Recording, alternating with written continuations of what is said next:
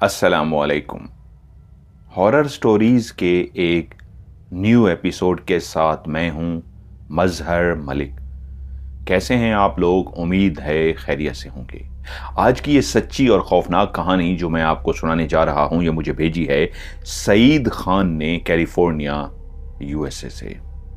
वो कहते हैं, मैं और मेरे चंद दोस्त हम जब भी इकट्ठे होते हैं तो बारबेक्यू करते हैं। और आपको पता है, जब दोस्त इकट्ठे हों तो फिर बातों का एक ऐसा सिलसिला शुरू हो जाता है जो रात गुजरने का पता ही नहीं चलता।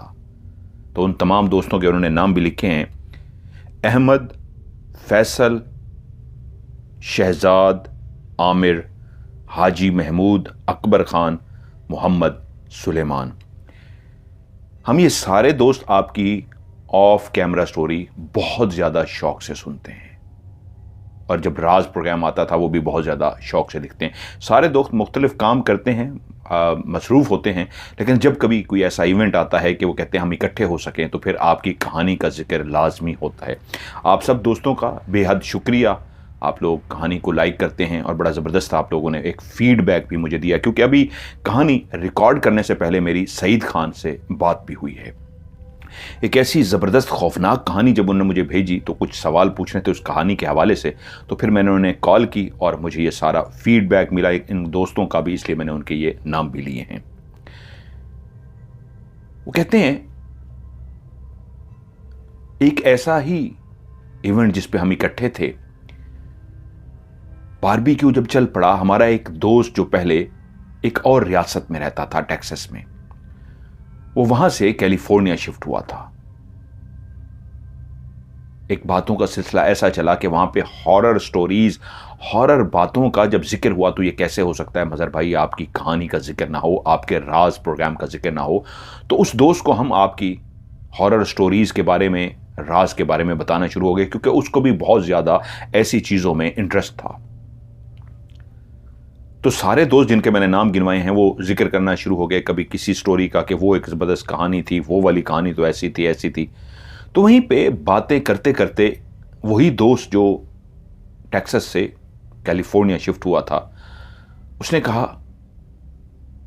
मेरी ज़िंदगी की भी एक सच्ची कहानी है, एक खौफनाक कहानी। मैं चाहूँगा आज आप दोस्तों को अगर अच्छा लगे तो ज़रूर सुनाना चाहूँगा। तो वो सारे बोले, अरे हम तो बहुत शौक से सुनते हैं, इसलिए तो आपको ऑफ कैमरा स्टोरी ओसीएस के बारे में बताया, तो आप जरूर हमें सुनाओ। तो उसने अपनी कहानी सुनाना शुरू की। वो कहते हैं, अहमद पाकिस्तान से यूएसए शिफ्ट हुआ था। अहमद की उस वक्त उम्र तकरीबन 16 साल के लगभग थी। जब वो यहां पे शिफ्ट हुआ अपने मां बाप के साथ, मां बाप पहले से ही वहां पे काम कर रहे थे, वाले साहब ड्राइविंग करते और वालदा एक ओल्ड होम में केयर करती। दोनों ही मियां बीवी एक मसरूफ जिंदगी गुजारते, और अब बेटा उनके पास आ चुका था। वो बहुत ज्यादा खुश थे, वो बेटे को अपने पास बुला चुके थे। लेकिन वो 16 साल का नौजवान जो एक खूबरू नौजवान था, खुदा ने शक्ल सूरत बहुत अच्छी दी थी, कद काट भी अच्छा था, लेकिन रंग तो यकीनन उन गोरों की तरह बिल्कुल गोरा नहीं था, लेकिन एक साफ रंग था, गंदमी सा रंग था। गंदमी रंग का वो अहमद जब इस मुल्क में पहुंच तो गया, लेकिन उसके लिए सब कुछ बहुत नया था। लोग नए थे, माहौल नया था, कोई दोस्त नहीं था, कोई बोलने वाला नहीं था। मां बाप काम पे चले जाते थे, सुबह जल्दी उठते और सारा दिन काम पे मसरूफ रहते। अब यकीनन सी बात है, जब वो इस मुल्क में पहुंच गया तो उसका एजुकेशन भी दोबारा से शुरू करनी थी। वो जिस मुल्क की एजुकेशन हासिल करके आया था, इस मुल्क में उसको पता लगा उसकी तो कोई अहमियत ही नहीं है। यहाँ के बच्चे तो तालीम में बहुत आगे होते हैं, ऊपर से सबसे बड़ा मसला था जुबान का, लैंग्वेज का। उसको इंग्लिश इतनी बोलनी नहीं आती थी, वो बहुत ही टूटी फूटी सी इंग्लिश बोल सकता था। और जब वो कहता है कि मुझे 9वीं क्लास में एक 16 साल के बच्चे को नामी क्लास में इसलिए दाखिल कराया जा रहा था कि वो यहां के स्कूल सिस्टम के हिसाब से तालीम हासिल कर सके। तो वो कहता है इतनी मेहरबान, इतनी मोहब्बत करने वाली टीचर्स थी कि वो मुझे पूरे स्कूल का विजिट कराया गया, सबसे मिलवाया गया। लेकिन प्रॉब्लम वही था, जुबान का। मैं बहुत ज़्यादा कंफ्यूज था, बहुत ज़्यादा परेशान था। यकीनन सी बात है, अगर मुझे ज़ुबान आती होती, मैं लैंग्वेज को अंडरस्टैंड कर सकता, तो शायद इतना मेरे अंदर परेशानी ना होती। लेकिन मैं बहुत घबराया हुआ था। यूं एक प्रोसेस के बाद मेरा एडमिशन हो गया। लेकिन वो एडमिशन क्या हुआ, असल में तो मेरे लिए एक ऐसा इम्तिहान शुरू हुआ कि कैसे दोस्त बनाऊं, कैसे लड़कों के साथ बात करूं। उस क्लास के अंदर लड़के और लड़कियां दोनों मौजूद थे, लेकिन मैं किसी से बात नहीं कर सकता था। मेरे अंदर जुबान का सबसे बड़ा मसला था। स्कूल का पहला दिन तो जैसे कैसे गुजर गया। एक खौफ का आलम था कि किसी से कोई बात ही ना कर सका। बोलना आता तो बात कर सकता। घर पहुंच गया। घर में वालिदैन नहीं थे। यहाँ की तो जिंदगी एक और थी। जिस मुल्क से मैं आया था वहां पे तो वालिदैन घर पे होते थे। जब आप स्कूल से वापस आते हैं तो वालिदैन ही आपका वेलकम करते हैं, वालिद नहीं होते। वालिदा तो घर पे होती हैं, लेकिन क्योंकि वालिदा भी एक जगह पे जॉब करती थी, इसलिए वो घर पर नहीं थी। लेकिन मुझे समझा दिया गया था कि ये खाना है, तैयार रखा मिलेगा, इसको गर्म करना है और खा लेना है। मैंने अपने खाने को गर्म किया और खा लिया। लेकिन एक बात अभी भी मुझे परेशान कर रही थी कि मैं सारा दिन क्या अकेला इसी तरह घर पे बैठा रहूंगा? अगर मैं बाहर भी निकलता, जिस गांव में हम रहते थे, एक छोटा सा गांव ही था टेक्सास का, तो मेरे साथ कौन खेलने के लिए आएगा? मुझे तो जबान ही नहीं आती। मैं तो किसी से बात तक नहीं कर सकूंगा। खेलने के लिए भी, दोस्त बनाने के लिए भी आपको बातचीत तो करनी पड़ती है। मैं तो बातचीत भी नहीं कर सकता था। घर से बाहर खड़ा होकर देख रहा था कि मैं कहां आ गया हूं। मेरे लिए सब कुछ इतना परेशान कुन था कि मैं बौखला गया। क्या आया इस मुल्क के अंदर मैं एडजस्ट कर सकूंगा? यहां मैं रह सकूंगा? दूसरे दिन भी स्कूल तो चला गया, लेकिन बात वही थी। एक अनजाना सा स्कूल, अनजाने से टीचर, अनजाने से स्टूडेंट। मेरे लिए अनजाने थे। वो तो सब आपस में गपशप करते। टीचर का रवैया इंतहाई प्यार भरा होता। लेकिन मुझे अब एडजस्ट करना था अपने आप को, जो मेरे लिए बहुत बड़ी परेशानी आ रही थी। और जब मैं घर पहुंचा तो वालिदैन मेरी परेशानी को देखकर बोले, क्या हुआ? और मैंने उनसे बताया कि मैं कैसे बोलूंगा, मुझे बोलना नहीं आता। अब कुछ दिनों से स्कूल तो जा रहा हूं, लेकिन बहुत मुश्किल है, जुबान समझ नहीं आती। मेरे कोई दोस्त नहीं है। और वहां के जो लड़के थे मुझसे ज्यादा बात इसलिए भी नहीं करते थे कि मैं भी कोई बात करूंगा तो वो मुझसे बात करेंगे। मुझे तो उनकी बात समझ ही नहीं आती थी। सिर्फ मसला जुबान बोलने का नहीं था, समझने का भी तो था। उनके जो एक्सेंट होता है, बोलना जो है, वो तो इस अंदाज में बोलते हैं कि वहां का मकामी बंदा तो फौरी उस एक्सेंट को समझ लेता है, लेकिन जो दूसरे कंट्री से आया हुआ बंदा होता है उसको वो एक्सेंट समझ नहीं आता। तो मैं उनकी ज़बान को समझ ही नहीं सकता था। अगर भूले बसरे से कोई लड़का या कोई लड़की क्लास में मुझसे बात भी करती तो मेरे पल्ले ही नहीं पड़ता था उसने कहा क्या है। टीचर फिर भी मुझे समझा पाती थी। वो आहिस्ता आहिस्ता बोलती और लफ्ज़ों को इस तरह एक्सप्लेन करती कि जैसे कैसे मुझे समझ आ जाता। यूं समझ लीजिए उस क्लास का मैं एक स्पेशल स्टूडेंट था, जिस पे टीचर बहुत ज़्यादा मेहनत कर रहे थे कि मैं ज़ुबान को भी सीख जाऊं और एडजस्ट कर जाऊं। लेकिन वालिदैन के सामने मैंने अपनी इसी परेशानी का इजहार किया। कोई दोस्त कैसे बनेगा मेरा? मुझे तो बोलना ही नहीं आता। एक 16 साल का नौजवान, ये कहानी सॉरी बताना मैं भूल गया, ये कहानी 2006 की है। वो 2006 में टेक्सास में शिफ्ट हुआ था अहमद। तो कहता है कि वालिदैन को जब मैं ये बात समझाने की कोशिश कर रहा तो वालिदैन ने यही मुझसे कहा, बेटा परेशान मत हो, वक्त लगेगा लेकिन आहिस्ता आहिस्ता तुम एडजस्ट कर जाओगे। लेकिन मेरे लिए बात वही थी कि मैं कैसे एडजस्ट करूंगा। तो वालिदैन ने समझाया, जुबान को सीखने की कोशिश करो। जैसे ही तुम इस जुबान को सीख जाओगे तो तुम्हारे लिए आसानी हो जाएगी, तो फिर तुम्हें किसी किस्म की कोई परेशानी नहीं रहेगी। वक्त तो गुजर रहा था, लेकिन सच्ची बात यह है मेरे लिए सब कुछ बोरिंग था, कुछ भी अच्छा नहीं लगता था।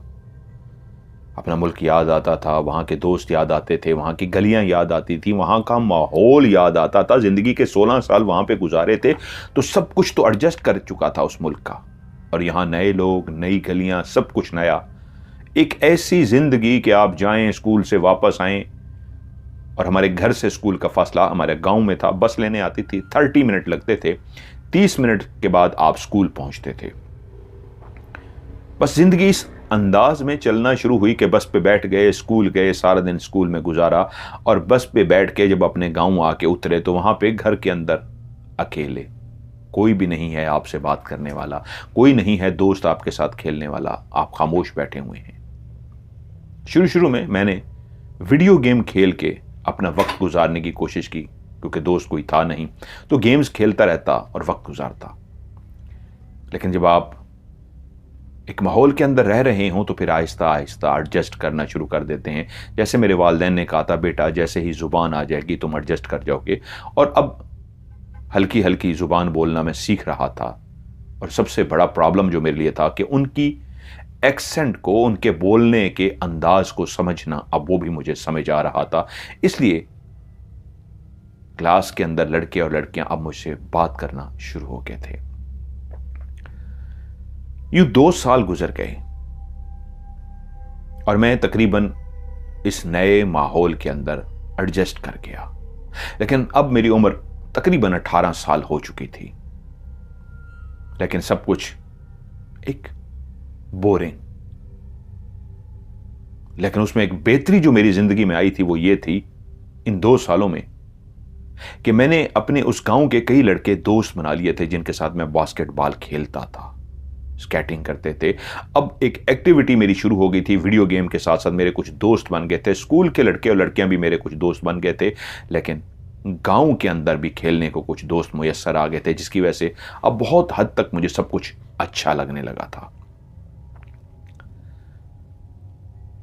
उस 18 साल के लड़के की जिंदगी में कोई भी ऐसी खूबसूरती नहीं थी जिस पे वो जवानी के ख्वाब देखता है। लड़कियां या लड़के जब 18 साल की उम्र को पहुंचते हैं तो उनकी जिंदगी में एक शहजादी, एक शहजादा, ऐसे सपनों की दुनिया, ऐसे ख्वाबों की दुनिया सज जाती है जिस पे वो फिर जीते हैं और ऐसी खूबसूरत लाइफ नजर आती है। लेकिन अहमद की जिंदगी बिल्कुल बोरिंग थी कि तभी वो कहते हैं, उस वक्त मैं 11वीं क्लास में था, कि उस दिन टीचर जब क्लासरूम में दाखिल हुई तो उनके साथ एक लड़की भी थी। ये उसका रियल नाम उन्होंने कहा है, तो मैं भी रियल नाम बता रहा हूं, अंजलिना, ये उसका रियल नाम था। अंजलिना ने ब्लू कलर की जीन्स पहनी थी और ऊपर रेड कलर की शर्ट पहनी हुई थी। उसके ग्रीन आईज थी, इंतहाई गोरा रंग। वो एक यकीनन सी बात है, यहां की एक पैदाइशी लड़की थी, इंतहाई गोरी, चिट्टी सी, सब्ज कलर की उसकी आंखें, भूरे से उसके बाल, इनके काले बाल नहीं होते, इनके बाल भी स्किन की तरह बहुत खूबसूरत होते हैं। पिंक कलर का उसने बैग उठाया हुआ था, क्योंकि हम जिस स्कूल में पहले पाकिस्तान में पढ़ते थे वहां पे तो एक वर्दी पहन के जाना, सबने एक जैसा लिबास पहना होना, यहां पे ऐसी कोई पाबंदी नहीं थी। लेकिन यहां बहुत बदलाव था। यहां पे बच्चों को जिम भी कराते हैं, यहां पे बच्चों को म्यूजिक की क्लास भी लेनी होती है, यहां पे बच्चों को वॉक भी कराते हैं, यहां के बच्चों को वहां से बहुत डिफरेंट पढ़ाया लिखाया सिखाया जाता है। बच्चों को चलने का आदी बनाया जाता है, उनसे लंबी लंबी वॉक कराई जाती है। और वॉक सिर्फ स्कूल के नहीं अंदर नहीं होती, बाज़ोकात हमें वॉक करने के लिए टीचर स्कूल से बाहर लेके जाते थे और 1 घंटे की हम लंबी वॉक करते थे। फिर बच्चों से जिम भी कराया जाता है। उनको एक ऐसा भरपूर इंसान बनाने के लिए वो तमाम आदत सिखाई जाती हैं कि ऐसा नहीं होता जब बच्चा जवान हो तो उसको पता लगे अब मैंने जिम भी जाना है। उसको पता होता है वॉक क्या है, जिम क्या है। फूड वहीं पे मुहैया किया जाता है, आप घर से फूड लेकर नहीं आते। यहाँ के स्कूलों में ही आपको बेहतरीन किस्म का, क्वालिटी का चेक करके बच्चों को वो खाना दिया जाता है जो उनकी सेहत के लिए कमाल का खाना होता है। लेकिन उस दिन क्लासरूम में जब वो अंजेलिना दाखिल हुई, पिंक कलर का बैग उठाए, लाल शर्ट पहने, ग्रीन कलर की जीन्स पहने, ग्रीन आंखों वाली, ऐसे भूरे से उसके बाल, और ऐसी खूबसूरत लड़की, इससे पहले मैंने यहाँ 2 साल मुझे अब रहते हुए हो गए थे, इतनी खूबसूरत लड़की मैंने नहीं देखी थी। उस लड़की को जो टीचर के साथ दाखिल हुई थी, पहली दफा देखते ही दिमाग में ख्याल आ गया कि हाँ, आज से 2 साल पहले ठीक इसी तरह मैं भी टीचर के साथ क्लास में दाखिल हुआ था और टीचर ने सबके साथ मेरा इंट्रोडक्शन करवाया था। जहां पे मेरा सारा तारुफ हो रहा था, मैं एक शर्मीला सा लड़का था, सब मुझे देख रहे थे और सबकी निगाहें मेरी तरफ थीं और टीचर मुझे इंट्रोड्यूस करवा रही थीं। सेम उसी तरह वो एक शर्मीली सी लड़की क्लासरूम में दाखिल हुई, जिसको सब देख रहे थे, लेकिन इतना शदीद कोई नहीं देख रहा था जैसे मैं अंजेलिना को देख रहा था। लड़कियां तो मेरी क्लास में भी थीं, उस स्कूल में भी थीं, बेइंतहा खूबसूरत थीं, लेकिन शायद कोई भी अंजेलिना जितनी खूबसूरत नहीं थी। बस अंजेलिना को मैंने क्या देखा कि मैं पल के झपकना भूल गया। उसको पूरे स्कूल में मेरी तरह विजिट कराया गया और उसके बाद उसी क्लास के तमाम स्टूडेंट से उसका तारुफ कराया गया कि ये न्यू स्टूडेंट है, इनका नाम है अंजेलिना। और मेरे दिमाग में एक आवाज गूंजी, अंजेलिना एक वाकई परी है। और अंजेलिना को बिल्कुल मेरी जो सामने वाली डेस्क थी वहां पे बिठा दिया गया। अंजेलिना जहां शर्मीली सी थी, वहीं पे उसने अपने साथ बैठे हुए लेफ्ट राइट जो भी स्टूडेंट थे उनके साथ दुआ सलाम कर ली। शुरू शुरू में उसकी 2 लड़कियों से दुआ सलाम हुई और उनके साथ उसकी फ्रेंडशिप हो गई। मैं इस इंतजार में था कि अंजेलिना मुड़कर पीछे देखे और मैं भी उससे हाय हेलो कर सकूं, लेकिन उसने पीछे मुड़कर नहीं देखा। वो पहला दिन था मेरी जिंदगी का जब मैं एक ऐसी ख्वाबों की दुनिया में चला गया था कि मेरी ख्वाबों की शहजादी, जो पहले मैंने कभी सोची ही नहीं थी, उस दिन क्लासरूम में दाखिल होते ही मेरी ख्वाबों की शहजादी बन गई थी। अंजेलिना, मेरी अंजेलिना। और उसके बाद मुसलसल मैं इसी इंतजार में रहा कि मेरी अंजेलिना से हाय हेलो हो, लेकिन वो सबसे ज्यादा हाय हेलो नहीं करती थी। अब मैं इस इंतजार में होता, इस मौके की तलाश में होता कि खुद से एक शर्मीला था, डरता था कि अंजेलिना बुरा ना मना दे, क्योंकि वहां पे आप किसी से जबरदस्ती बोलने की कोशिश करें, अगर वो आपकी बेइज्जती कर दे, इंसल्ट कर दे, तो फिर आपका मजाक बन जाता है। कहीं मेरा मजाक ना बन जाए, इसलिए मैं डरता था, खुद से बात नहीं करता था कि कोई बहाने की तलाश में था, कोई बहाना आए और किसी तरीके में अंजेलिना से बात कर सकूं। लेकिन दूसरा दिन भी निकल गया, तीसरा दिन भी निकल गया, उसकी कुछ और लड़के और लड़कियों से हाय हेलो हो गई थी, लेकिन अभी तक उसकी और मेरी हाय हेलो नहीं हो सकी थी। मेरी लाइफ में तब्दीली यह आई थी जब मैं यहां से वापस घर पहुंचता था तो दोस्तों के साथ खेल लेता था, गेम्स खेलता था, लेकिन अब मैं मुसलसल अंजेलिना के बारे में सोचता था। मुझे रात को नींद नहीं आती थी, मेरे ख्वाबों में अंजेलिना आती थी और सुबह सुबह जल्दी तैयार होता था कि स्कूल पहुंच जाऊं, अंजेलिना को देख लूं। लेकिन अंजेलिना और मेरे दरमियान अभी तक कोई भी ऐसा मौका मुयस्सर नहीं आ सका था कि हम एक दूसरे से हाय हेलो कर सकते। एक दो दफा ऐसा हुआ कि हम आमने सामने तो ना बैठ सके, लेकिन साथ साथ कहीं आके बैठे, कैंटीन में या कहीं पे, लेकिन हमारी दुआ सलाम ना हो सकी। लेकिन एक दफा म्यूजियम देखने के लिए स्कूल टीचर हमें लेकर गए। जहां पे हम म्यूजियम देखने के लिए गए तो वहां पे म्यूजियम को देखते, एंजॉय करते, मैं अपना फूड लेकर एक जगह पर खाने के लिए बैठ गया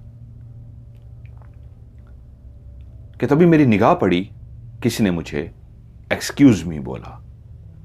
मैंने सर उठाकर देखा तो अंजेलिना खड़ी थी, उसके हाथ में ट्रे था जिसमें उसका फूड था और उसने मुझसे इंग्लिश में पूछा कि अगर आपको बुरा ना लगे तो क्या यहां पे मैं बैठ सकती हूं। मैं तो हक्का बक्का रह गया। मुझे अपने कानों पे यकीन आया, जो मैं इतने अरसे से तलाश में था, कोशिश में था कि किसी तरीके अंजलिना मेरी तरफ देख ले और अंजलिना और मेरी बात हो सके, क्योंकि काफ़ी दोस्त उसके बन गए थे, काफ़ी लोगों से उसकी हाय हेलो हो गई थी, वो घुल मिल गई थी। मैं वो बच्चा था जिसको बहुत टाइम लगा था, लैंग्वेज का प्रॉब्लम था। उसकी तो लैंग्वेज ही इंग्लिश थी, उसको तो प्रॉब्लम ही कोई नहीं आया। सबके साथ दोस्ती हो गई थी। जो उसका दीवाना था, जो पलक नहीं झपकता था, इस तरह उसको घूरता था, सिर्फ उससे दोस्ती नहीं हुई थी। और आज वो मेरे सामने खड़ी कह रही थी, क्या मैं यहां बैठ जाऊं? मैंने एकदम से कहा, क्यों नहीं, आप बैठिए, बल्कि आप तो हमारी गेस्ट हैं, आज आप हमारी मेहमान हैं, हम अपने मेहमान को खुशामदीद कहते हैं, बैठिए यहां पे। वो एकदम से मुस्कुरा पड़ी और कहा, आप तो बहुत फनी हैं, और मुस्कुराते हुए बैठ गई और कहा, आपका नाम क्या है? मेरा नाम अहमद है। अहमद, अच्छा। वो खाने के लिए बैठ चुकी थी और वहीं एक गपशप का ऐसा सिलसिला चला कि उठने से पहले ही वो मुझसे कह चुकी थी, अहमद, क्या तो मेरे दोस्त बनोगे?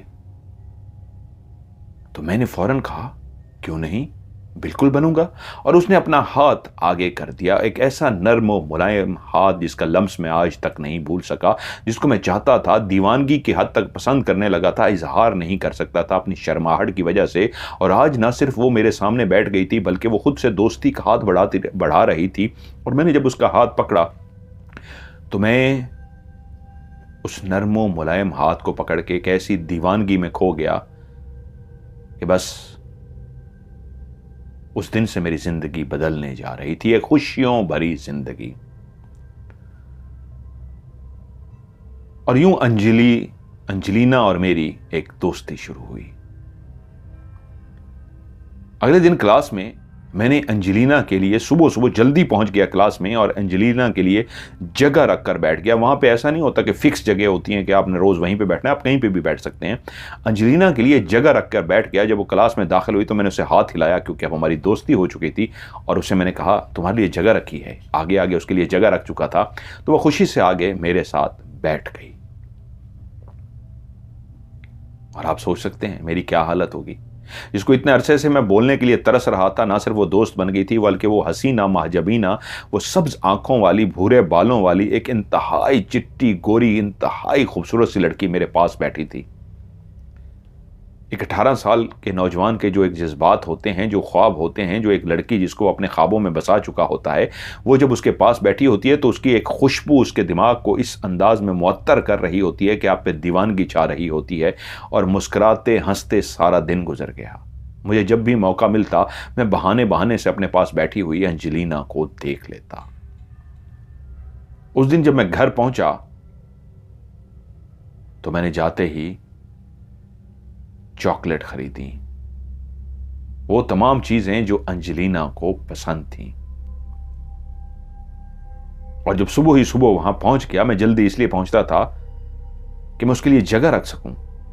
और जब वहां पहुंचा तो जिस जगह पे उसने बैठना था मेरे साथ, जो जगह मैंने रोक के रखी थी, वहीं पे ही उस टेबल के नीचे मैंने इस अंदाज में वो चीजें छुपा दी कि उसको पता तक न लग सके कि ये मैं उसके लिए लेकर आया हूं।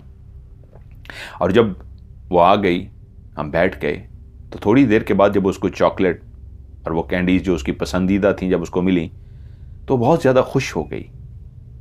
वो हैरान थी, कहाँ से आई? मैंने कहा, जहाँ से भी आई भाई, तुम्हें मिल गई हैं, तुम इसको खाओ। और वो खुशी से उनको खाने लगी। अब रोज़ाना ही तकरीबन हम एक ही बेंच पे बैठते और गपशप होती।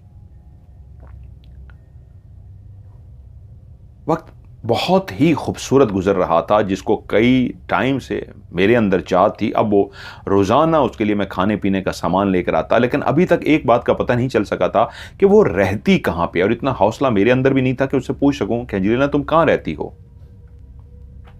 यूं ये तो मुझे ना पता लग सका कि वो कहाँ रहती है, लेकिन रोज़ उसके लिए चॉकलेट और खाने पीने का सामान मैं ले आता और बेंच के नीचे इस तरह रख देता। अब हम बहुत अच्छे दोस्त बन चुके थे। अंजलिना मेरे दिल का हाल नहीं जानती थी।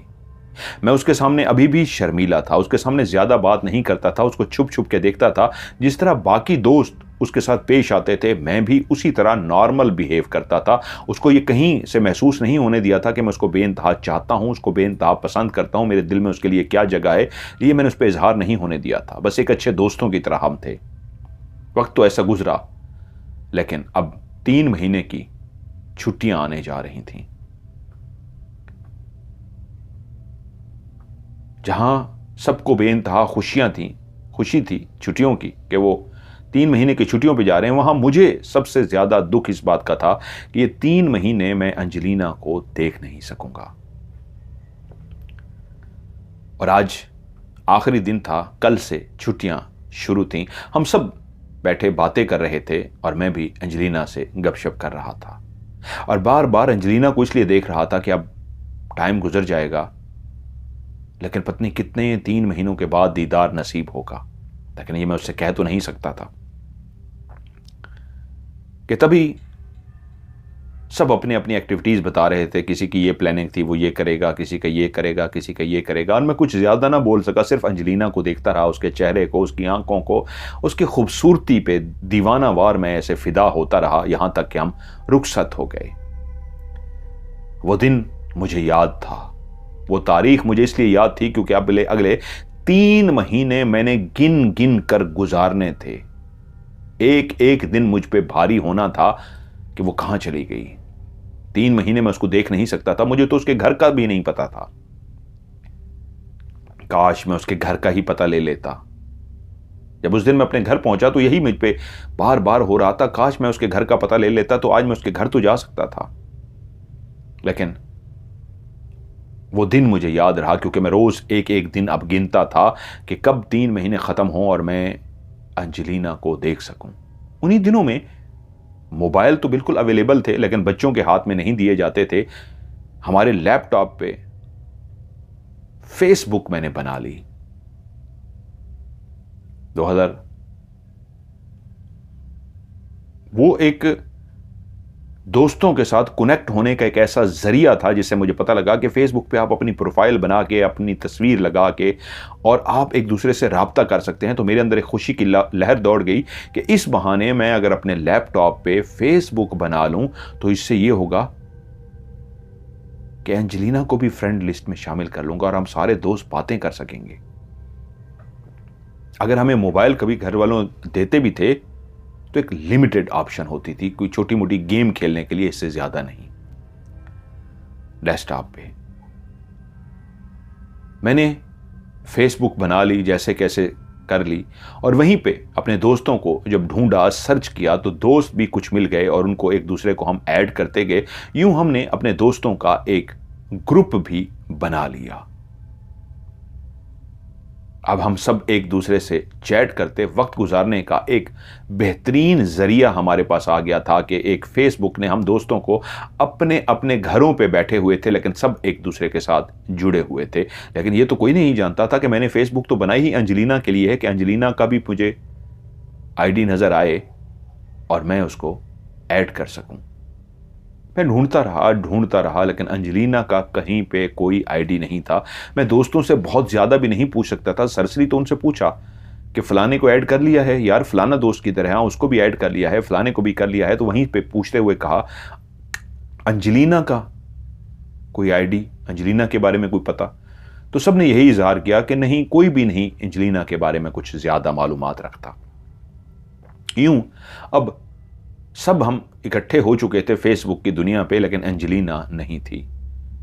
मुझे तो वो पहला दिन याद था कि जब मैंने काउंट किया था घर पहुंच के। आखिरी दिन था कि 3 महीने की आज छुट्टियां हो गई थी और मैंने डेट एक किस्म की लिख ली थी कि कल से मैंने काउंट करना है एक एक दिन को, 3 महीने गुजरेंगे और मैं फिर से अंजलिना का दीदार कर सकूंगा। और यूं 3 महीने आखिरकार जैसे कैसे गुजर गए। सारे दोस्तों से राब्ता रहा, लेकिन सिवाय अंजलिना के। अब कल पहला दिन था स्कूल का। मैं बहुत ज्यादा एक्साइटेड था, बहुत खुश था कि 3 महीने मैं जानता था एक एक दिन मैंने कैसे गुजारा था। वो शर्मीला बच्चा जो एक ऐसे कंट्री से आया था जहां पे लड़की और लड़के की मोहब्बत इस अंदाज में नहीं होती, जहां पे उसको शर्मीलापन, उसका कल्चर उसका मजहब, उसका मुल्क उसको सिखा देता है। मेरी जगह पे कोई और होता तो शायद अंजलिना से कई दफा दिल की बात कह चुका होता, क्योंकि वो जिस कल्चर में पैदा होते हैं उनके अंदर इस तरह शर्म नहीं होती जो मेरे अंदर थी। इसलिए मुझे कभी कभी अपने ऊपर ये दुख भी होता, काश मैं इतना शर्मीला ना होता। लेकिन उस दिन सुबह मैं पहुंच गया और क्लास में जाते ही मैंने अंजलिना के लिए जगह रख दी, और यूं हमारे क्लास के अंदर एक एक स्टूडेंट आता गया और सब हम एक दूसरे से मिलकर खुश हो रहे थे कि 3 महीने बाद हम स्कूल आ रहे थे। सब क्लास के अंदर पहुंच गए, लेकिन आज अंजलिना ना आ सकी। शायद पहला दिन था, इस वजह से वो नहीं आई थी। जैसे कैसे दिन गुजर गया, मैं बहुत ज्यादा बोर था, उसको बहुत ज्यादा मिस कर रहा था और उदासी के साथ अपने घर पहुंच गया। अगले दिन फिर मैं सुबह पहुंचा अंजलिना के इंतजार करने के लिए। उसी की जगह रोक ली, लेकिन अंजलिना फिर से ना आई। तीसरा दिन भी गुजर गया, अंजलिना ना आई। चौथा दिन गुजर गया, अंजलिना ना आई।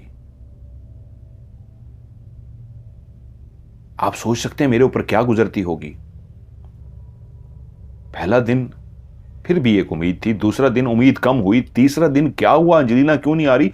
चौथा दिन अब तो दिल की धड़कन तेज हो गई, कुछ गड़बड़ हो चुकी है। पांचवां दिन, छठा दिन, हफ्ता गुजर गया, 10 दिन गुजर गए, अंजलिना नहीं आई और मेरे दिल की हालत बहुत अजीब सी थी।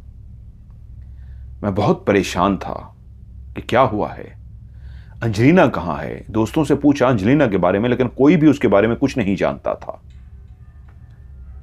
दिन पे दिन गुजरते जा रहे थे और मेरी हालत बिल्कुल खराब थी। उसका कोई अता पता नहीं था, वो कहां है, उसके तो घर का भी किसी को नहीं पता था कि हम जाके पता ही कर लेते। मेरी हालत बहुत अजीब सी थी। मेरी वालदा मुझसे पूछती थी क्या हुआ है, आजकल तुम उदास से हो, चुप चुप से हो। और मैं कहता नहीं मां, कुछ भी नहीं। मैं कैसे बताता, मैं एक लड़की से प्यार कर बैठा हूं और वो स्कूल आना छोड़ गई है। उस दिन अम्मी घर पे थी और मुझसे बोली मैं ग्रोसरी लेने के लिए जा रही हूं, तुमने चलना है। मैंने कहा नहीं मां, मैंने नहीं जाना। तो बोली अच्छा ठीक है, दरवाजे वगैरह लॉक कर लो, तुम्हारे वालिद आज लेट आएंगे जॉब से, मैं भी लेट हो जाऊंगी। मैंने कहा ठीक है मां। मां चली गई, मैंने दरवाजा वगैरह बंद कर लिया और मैं दुखी सा, परेशान सा घर में बैठा हुआ था कि मैंने लैपटॉप ऑन किया। वैसे ही दिल ही नहीं था। लैपटॉप ऑन किया तो एकदम से फेसबुक मैंने ओपन की, तो वहीं पे एक फ्रेंड लिस्ट की लंबी लाइन लगी हुई थी। काफी लोगों ने मुझे फ्रेंड रिक्वेस्ट भेजी हुई थी। मैं ऐसे एक्सेप्ट करता गया तो एक जगह पे एक लड़की जिसका नाम था अंजलिना एंजल, मैं ठटक गया। अंजलिना नाम तो मेरे लिए यकीनन सी बात है, एक झटका लेना ही बनता था मेरा। मैंने झटका लिया, अंजलिना। मैंने उसकी फौरन तस्वीर खोली, लेकिन तस्वीर बहुत अजीब सी थी। फेस इस अंदाज में लगाया गया था जैसे कोई एक खास अदा से खड़ा हो, लेकिन अपने चेहरे को दीवार के पीछे ले जाए। यानी आप एक ऐसे घर के कोने के पास खड़े हैं, जो कोना बनता है जिसमें आपका जिस्म का कुछ हिस्सा, टांगें, ऊपर वाला धड़ तो नजर आ रहा है, लेकिन आपने चेहरे को जान के दीवार के पीछे छुपा लिया है। उसमें आपके हल्के से बाल नजर आ रहे हैं, आपका चेहरा नजर नहीं आ रहा। उसमें अगर आंख भी नजर आ जाती तो मैं उसकी ग्रीन आंखों से उसको पहचान लेता, लेकिन आंख वाली जगह पे भी उसके बाल थे। ये कैसी अजीब सी अंजलिना ने अपनी तस्वीर लगाई है। क्या ये वाकई अंजलिना है या कोई और अंजलिना नाम की लड़की है? लेकिन एक अजीब सी तस्वीर, दीवार के पीछे फेस को छुपाए हुए तस्वीर, बाकी जिस्म नजर आ रहा है, चेहरे को छुपाया गया है और थोड़ा जो चेहरा नजर आ रहा है उस पर भी बाल गिरा दिए गए हैं। मैंने उस फ्रेंड रिक्वेस्ट को एक्सेप्ट कर लिया। जैसे ही फ्रेंड रिक्वेस्ट को मैंने एक्सेप्ट किया तो फौरी तौर पे एक मैसेज आया, अहमद कैसे हो, मैं अंजलिना, क्या मुझे भूल गए? मैं एकदम से चौंक पड़ा और मैंने कहा अंजलिना तुम? और अब हमारी चैट शुरू हुई। हां मैं अंजलिना, तुम कहां चली गई हो? तुम स्कूल नहीं आ रही और मैं इतने सवाल एकदम से लिखता गया, जो मेरे अंदर भड़ास बनी हुई थी वो मैंने सारे सवाल लिख दिए। क्या हुआ, सब खैर है, स्कूल क्यों नहीं आ रही, ये है वो है ये है। तो एकदम से उसने कहा, एक ही सांस में इतने सवाल, सारे सवालों का जवाब मिल जाएगा, क्या हो गया है, मैं तुम्हें सब बता दूंगी। बस अभी नहीं, लेकिन मैं तुम पे सब कुछ बता दूंगी। एक बात बताओ। मैंने कहा, पूछो। अहमद, जब तुम मुझसे इतना प्यार करते थे, जब तुम मुझे इतना ज्यादा चाहते थे, तो तुमने इजहार क्यों नहीं किया? मैंने कहा, क्या मतलब? उसने कहा, मैं जानती हूं, मैं इस बात को जानती हूं कि तुम मुझसे बेइंतहा प्यार करते हो। पहले दिन से ही तुमने मुझे देखा था, तुम मुझसे प्यार करने लगे थे और तुम मौके की तलाश में थे कि तुम और मैं कहीं मिल सकें, लेकिन तुमने कभी इजहार नहीं किया। सही कह रही हूं ना मैं? तुम मुझसे बहुत ज्यादा प्यार करते हो। मैंने कहा, हां, ये बात सही है। तो उसने कहा, तो अगर तुम मुझसे प्यार करते हो तो बस याद रखना, जो प्यार करते हैं वो मिलके जरूर रहते हैं, हम जरूर मिलेंगे। और पहले तुम मुझसे ये बताओ, मिलने आओगे ना अगर मैं तुम्हें मिलने के लिए बुलाऊं? मैंने कहा, हाँ हाँ, मैं जरूर आऊंगा, क्यों नहीं आऊंगा। तो बोली, जल्द ही मैं तुम्हें मिलने के लिए बुलाऊंगी, बट एक बात याद रखना, मैं तुमसे दूर नहीं हूं, मैं तुम्हारे पास हूं। जो प्यार करते हैं वो दूर कहां होते हैं, वो एक दूसरे के पास होते हैं। मैं तो हर वक्त तुम्हारे पास हूं और मैं भी तुमसे प्यार करती हूं। और प्यार जब सच्चा होता है तो आप मिलके रहते हैं, तो मुझे हमेशा अपने पास महसूस करोगे। लेकिन मैं उससे फिर से लिखा, लेकिन तुम चली कहां गई थी, हुआ क्या है, आई क्यों नहीं? आगे से कोई जवाब ना आया। तो मैंने फिर से पूछा, अंजलिना, क्या हम कब मिलेंगे, तुम्हारा घर कहां है, तुम रहती कहां हो? लेकिन आगे से कोई जवाब नहीं आ रहा था, जिसका मतलब यह था या तो वो ऑफलाइन हो गई है।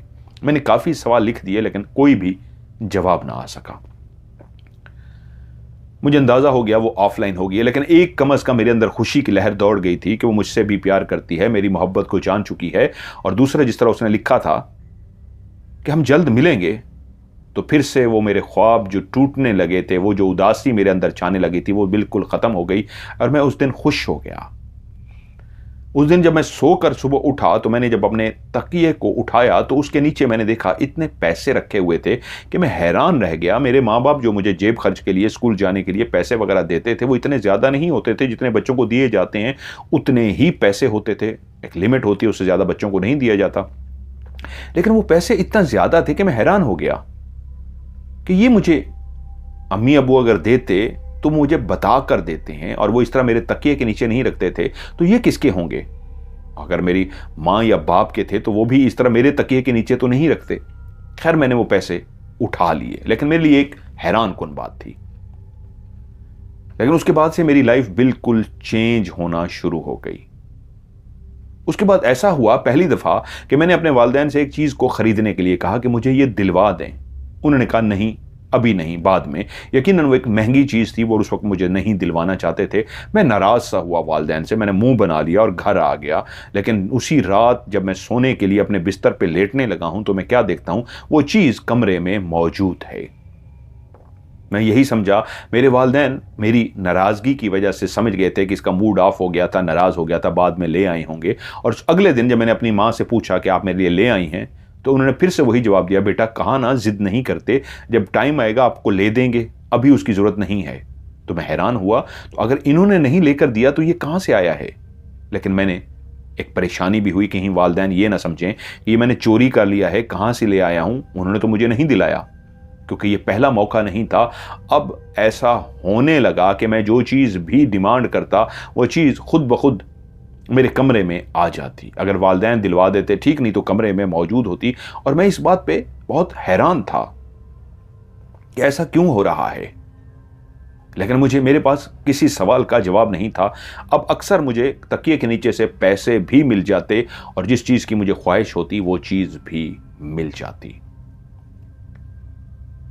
एक दिन का वाकया है कि मैं स्कूल की तरफ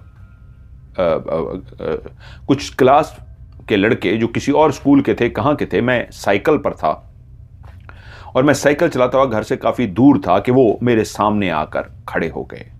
शायद वो किसी स्कूल के थे या कौन थे, उन्होंने मुझसे कहा कि ये साइकिल हमारे हवाले करो।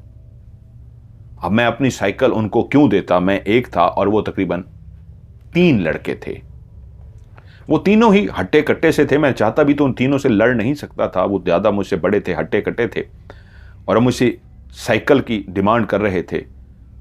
मैंने गर्दन हिला दी कि मैं नहीं दे सकता। तो उनमें से एक लड़का जो सबसे लंबा था वो आगे बढ़ा। उसने मुझे उठा के इतने जोर से धक्का दिया कि मैं उड़ता हुआ नीचे जमीन पर जा गिरा और इतने जोर का उसने धक्का दिया था कि मेरे हाथ पे भी चोट लगी और मेरे चेहरे पे भी हल्की सी साइड पे चोट लगी और उसने मेरी साइकिल पकड़ ली और मैं जमीन पे गिरा। जिसको चोट लग चुकी थी देख रहा था कि जैसे ही उसने साइकिल को पकड़ा तो मैंने एक ऐसा अजीबो गरीब मंजर देखा जिस पे मैं हैरान रह गया। मैंने देखा एक टाख की आवाज आई है, जैसे कोई किसी के मुंह पे थप्पड़ मारता है। ऐसे ही उस लड़के के मुंह पे थप्पड़ पड़ा था और इतने पटाख की आवाज आई थी कि उसने अपनी गाल पे हाथ रख लिया, जैसे उसको थप्पड़ पड़ा था और दर्द से कोई अपने गाल पे हाथ रखता है। अभी उसने एक गाल पे हाथ ही रखा था कि ठा की एक पटाख की आवाज आई। उसके दूसरे गाल पे भी थप्पड़ पड़ा तो उसने दूसरे गाल पे भी हाथ रख दिया। अब साइकिल उसने छोड़ दी जो उसने पकड़ी हुई थी। उसके दोनों गालों पे किसी ने थप्पड़ मारा था। पहले उसने एक हाथ गाल पे हाथ रखा, फिर दूसरे पे, और इसी तरह बाकी लड़कों को भी इसी तरह पटाख पटाख पटाख। और जब उन तीनों ने देखा कि जो थप्पड़ मार रहा है वो नजर नहीं आ रहा लेकिन उनको थप्पड़ पड़ रहे हैं, और उसी लम्हे जमीन पे लेटे हुए जो मैंने मंजर देखा वो थप्पड़ों की बरसात हो गई थी। उन तीनों को कभी सर में, कभी वो अपने सर पे हाथ रखते जैसे किसने सर में थप्पड़ मारा हो, कभी उनके कमर पे थप्पड़ मारा जाता, कभी जिस्म के किसी हिस्से पे उनको मारा जा रहा था और वो वहीं पे खड़े इस तरह नाच रहे थे कि अपने आप को बचाने की कोशिश कर रहे थे। और उनकी हालत ये थी जैसे वो भागना भी भूल गए हों और कोई बैक वक्त वो कोई 3 लोग थे, 4 थे, एक था जो उनको मार रहे थे। वरना अगर कोई एक मारने वाला हो तो वो तो एक को मारेगा, इतनी देर में दूसरे भाग जाएंगे। बैक वक्त सबको मारा जा रहा था। अब वो जो भी थे जो उनको मार रहे थे वो नजर नहीं आ रहे थे, लेकिन तीनों की पिटाई हो रही थी कि तभी मैंने देखा एकदम से जैसे एक लड़के को होश आ गया और उसने इंग्लिश में कहा भागो, और वो तीनों भाग पड़े। मैं जमीन पर लेटा हुआ इंतहाई खौफजदा हो गया था। मैं नीचे से उठा, जल्दी से मैंने अपनी साइकिल उठाई और दौड़ लगा दी। मैं जैसे कैसे घर तो पहुंच गया लेकिन बहुत डरा हुआ था। उस दिन अम्मी घर पे थी, उन्होंने जब मुझे देखा तो परेशान हो गई कि ये क्या हुआ है। मैं इतना खौफजदा था कि अम्मी को थोड़ा सा तो बात बता दी लेकिन खुल के ना बता सका कि कैसे मैंने थप्पड़ों की बारिश देखी है, कैसे उन लड़कों को थप्पड़ पड़े हैं और वो भाग गए हैं, ये मैं ना बता सका। लेकिन अब मुझे हैरत ये ज़्यादा हुई थी उस थप्पड़ों की बात से कि मुझे जो चाहिए होता है वो भी मुझे फ़ौरन मिल जाता है। दूसरी बात, पैसे भी मेरे तकिए के नीचे निकल रहे हैं। और अगली बात जो सबसे ज़्यादा मेरे लिए परेशान कुन थी कि ये थप्पड़ कैसे पड़ रहे थे। ये तो किसी ने मेरी मदद की थी, और मेरी मदद क्यों की थी, मैं इस बात पे हैरान था। इस वाकये के कुछ दिन के बाद मैंने वैसे ही लैपटॉप पे फेसबुक को खोला तो एक मैसेज आया हुआ। वो अंजेलिना का मैसेज था। मैंने जैसे ही उस मैसेज का रिप्लाई किया तो थोड़ी ही देर के बाद वो शायद ऑनलाइन आ गई और उसने मुझसे आके कहा, अहमद कैसे हो? मैंने कहा मैं बिल्कुल ठीक हूं। उसने मुझसे कहा, अहमद क्या तुम मुझसे आज रात मिलने के लिए आ सकते हो? मैंने सोचा आज रात, क्योंकि मेरे वालिदैन अक्सर लेट नाइट आते थे लेकिन आज वो जल्दी घर आ गए थे, और वो जब घर पे हों तो वो जल्दी सो जाते थे क्योंकि अगली सुबह उन्होंने काम पे जाना होता था। वो तकरीबन 6 साढ़े 6 बजे तक खाना खा लेते थे, 7 बजे तक सो जाते थे या 8 बजे तक। मैंने कहा हाँ हाँ मैं आऊँगा, कहाँ आना है? तो उसने मुझे एक एड्रेस बताया कि वो घर है, वो इलाका मेरे घर से तकरीबन अगर मैं वॉक करके भी जाऊं तो 10 से 15 मिनट का वो फासला था, और उस जगह से मैं कई दफ़ा गुजर चुका था। पुराने एक टाउन ही था, छोटा कस्बा था जहाँ पे हम रहते थे, तो वहाँ पे भी कुछ घर थे जो कुछ गैर आबाद थे, टूटे फूटे थे, और उनमें कुछ घर ऐसे थे जो आबाद थे। थी, यानी काफ़ी घर बने हुए थे, कुछ आबाद थे और कुछ वीरान पड़े हुए थे, खाली थे। और मैं कई दफ़ा उसके सामने से गुजर चुका था। मेरा वो रूट तो नहीं था, लेकिन अक्सर वहाँ पे जाते थे। तो मैं समझ गया, अच्छा अंजलिना वहाँ रहती है। तो उसने मुझे एक घर का नंबर बताया कि ये घर का नंबर है, क्या तुम आज रात को आ सकते हो? मैंने कहा हाँ, मैं आज आ जाऊँगा। उसने कहा ठीक है, मैं तुम्हारा इंतज़ार करूँगी। वालिदैन ने खाना वगैरह खाया, वो जल्दी सो गए। मैंने जब देखा वो गहरी नींद सो चुके हैं, तो मैं घर के पीछे वाले दरवाजे को मैंने खोला और मैं बाहर निकल आया, क्योंकि मैं इंतजार कर रहा था कि बाहर भी कोई ना हो, मुझे देख ना सके। बाहर तकरीबन अब खामोशी हो चुकी थी। वीकेंड तो था नहीं, वर्किंग डे था। वर्किंग डे में यहां पे लोग जल्दी सो जाते हैं आज भी। तो मैं छोटे से गांव के अपने घर से निकल के पैदल चलता हुआ उसी रास्ते की तरफ जा रहा था जहां पे मुझे अंजलिना का घर बताया गया था। मैं चलते चलते उस जगह पे पहुंचा जहां पे वो लाइन में बने हुए घर थे, जो कुछ आबाद थे और कुछ गैर आबाद, कुछ टूट फूट का शिकार थे। घरों के नंबर को पढ़ता पढ़ता पढ़ता मैं बिल्कुल उसी घर के सामने पहुंच गया जो अंजलिना का घर था। लेकिन मैं क्या देखता हूं, वो घर तो बिल्कुल बंद पड़ा हुआ है। ऐसा टूटा फूटा घर जैसे उसको आग ने अपनी लपेट में लिया हो और उसके बाद वो पूरा घर जल कर राख हो गया हो। जल कर राख से मुराद होता है घर की बिल्डिंग तो वहां पर मौजूद रहती है, लेकिन स्याही दरो दीवार को अपनी लपेट में ले लेती है। हर तरफ उस जलने के निशान होते हैं कि इमारत तो मौजूद है, लेकिन पूरा घर जला हुआ है, काला स्याह। और ना सिर्फ जला हुआ, बल्कि ऐसा लगता है वो कई सालों कह रहा हूं, काफी अरसे से बंद पड़ा हो। जब घर जल जाए, काला स्याह हो जाए, उसके नक्श तो मौजूद होते हैं। अगर आप उसको 1 हफ्ते 10 दिन के लिए भी छोड़ दें तो वैसे ही खौफनाक भयानक हो जाता है। तो वो घर एक भयानक मंजर पेश कर रहा था और मैं हैरान हो रहा हूं। नंबर तो यही है जो अंजलिना ने कहा था, मैंने याद कर लिया था, मैं कैसे भूल सकता था। लेकिन ये कैसा घर है? यहां पे तो इंसान आबाद हो ही नहीं सकती। ये तो जला हुआ घर है, खौफनाक घर है। ये मैं कहां आ गया हूं? मुझसे कोई गलती तो नहीं हुई? मैं खड़ा ये सोच ही रहा था कि उसी जले हुए घर का, रात की उस खामोशी में, रात के उस अंधेरे में, जहां बाकी घरों में लोग अगर आबाद भी थे तो वो भी इस वक्त सो रहे थे, बाकी गैर आबाद थे। ये तो ऐसी जगह पे बना हुआ घर था जिसके लेफ्ट राइट गैर आबाद थे। दरमियान में ये बना हुआ घर जो कभी आबाद होता होगा, अब तो वो भी जलने की वजह से गैर आबाद था। लेफ्ट राइट वैसे ही घर गैर आबाद, टूटे फूटे थे।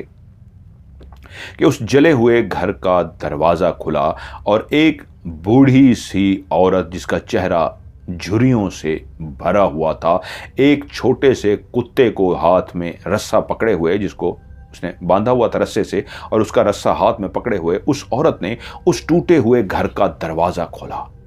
मैं चौंक सा पड़ा कि इसका मतलब यहां पे तो कोई रहता है, जहां पे मुझे कुछ देर पहले लग रहा था नामुमकिन है कोई रहता हो। और वो जैसे ही बाहर निकली,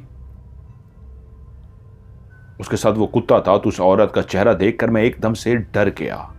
वो बहुत खौफनाक चेहरे वाली थी, उसका चेहरा झुर्रियों से भरा हुआ था, उसकी नाक बहुत लंबी सी थी, आंखें अजीब सी थीं। और वहां पे लोग तो बहुत गोरे से होते हैं, लेकिन उसका रंग काला स्याह हो गया था, या जैसे ऐसे लगता था उसका चेहरा जल कर काला स्याह हो गया हो। वो बहुत बूढ़ी सी थी और उसको देखकर मैं घबरा सा गया। और वो ना सिर्फ दरवाजे से बाहर निकली, बल्कि अपने कुत्ते को लिए हुए बिल्कुल मेरे सामने आकर खड़ी हो गई। मैं इतना बहादुर नहीं था, मुझे बचपन में शौक था खौफनाक कहानियां पढ़ने का। मैं बचपन से ही खौफनाक कहानियां पढ़ता था। जब मैं पहली दफा इस मुल्क में आया था तब भी मैं ऐसी खौफनाक कहानियां पढ़ता रहता था, मुझे डर नहीं लगता था। लेकिन आज पहली दफा एक सामना एक ऐसी बूढ़ी औरत से हुआ था जो बहुत खौफनाक थी। एक चूंच वाली नाक थी उसकी, और आंखें भी अजीबोगरीब, चेहरा झुर्रियों से बना हुआ और काली। यहाँ के लोग काले नहीं होते, वो काली नहीं थी, जलने की वजह से उसका चेहरा काला हो गया था। तो तभी मेरे कानों ने एक आवाज सुनी, वो अपने कुत्ते से मुखातिब होकर बोली, इसको खा जाओ, इसको जिंदा नहीं छोड़ना, जाओ इसको खा जाओ। वो अपने कुत्ते को ये आर्डर दे रही थी कि मुझे खा जाए, उसको जिंदा नहीं छोड़ना। और कुत्ता एकदम से भागा मेरी तरफ मुझे खाने के लिए। मैं एकदम से डर गया, जो पहले ही खौफजदा खड़ा था एक जले हुए घर के सामने, और वहां से एक बूढ़ी खौफनाक औरत को देख के जो आगे से बातें भी ऐसी कर रही हैं, मैं दौड़ पड़ा।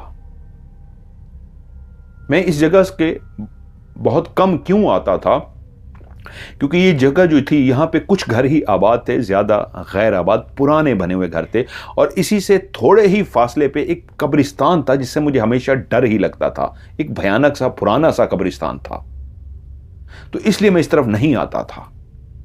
लेकिन आज जब आया था अंजलिना से मिलने तो आगे तो मंजर ही कुछ और था। जब कुत्ता मेरे पीछे भागा तो मैंने दौड़ लगा दी। मैं तेज दौड़ना शुरू हो गया और कुत्ता भी मुसलसल मेरे पीछे दौड़ता हुआ आ रहा है। मैं दौड़ता दौड़ता दौड़ता, मुझे ये तक नहीं पता मैं किस सिमत भाग रहा हूं, वापस किस तरफ जाना है। बस कुत्ते का खौफ आया और ये कि वो बूढ़ी औरत नहीं है, कोई पता नहीं कोई और मखलूक है, कौन है, इतनी खौफनाक भयानक सी जले हुए घर के अंदर से निकल रही है और खाने का हुक्म दे रही है। मैं तो दौड़ रहा था कि तब मुझे एहसास हुआ मैं उस भयानक से कब्रिस्तान के अंदर दाखिल हो गया हूं। और जैसे ही मैं उस कब्रिस्तान में दाखिल हुआ हूं तो वो छोटा सा कुत्ता जो मेरे पीछे भागता हुआ आ रहा था वो अभी भी भागता हुआ आ रहा था और मैं दौड़ना शुरू हो गया। मुझे एकदम से एहसास हुआ कि उस कुत्ते से बचते हुए मैं दौड़ते दौड़ते कब्रिस्तान के बिल्कुल अंदर आ गया हूं। ये तो बहुत भयानक पुराना खौफनाक सा कब्रिस्तान है। मैं तो इस रास्ते से भी अक्सर इसलिए नहीं गुजरता था कि ये खौफनाक कब्रिस्तान जब भी मुझे नजर आता था मैं बहुत डर जाता था। ये एक हैबतनाक कब्रिस्तान था। शायद उस कब्रिस्तान के अंदर लगे हुए दरख्त, झाड़ियां और इस तरह का जो मंजर था मुझे वही डराता था। एक वीराने में बना हुआ कब्रिस्तान, और रात के इस पहर में उसके अंदर दौड़ता जा रहा था उस कुत्ते के खौफ से जो भागता मेरे पीछे आ रहा था भौंकता हुआ। यहां तक कि भागते भागते मैं काफी अंदर तो चला गया था, लेकिन अभी भी कुत्ता कहीं पीछे था, उसकी आवाज आ रही थी और वो भौंकता हुआ मेरे पीछे आ रहा था। तब मुझे लगा मुझे और अंदर की तरफ भागना चाहिए और कहीं छुप जाना चाहिए। तो मैं और अंदर की तरफ भागा, यहां तक कि बिल्कुल कब्रिस्तान के दरमियान में पहुंच गया और वहीं किसी कब्र में मेरा पांव फंसा और मैं मुंह के बल जमीन पर जा गिरा।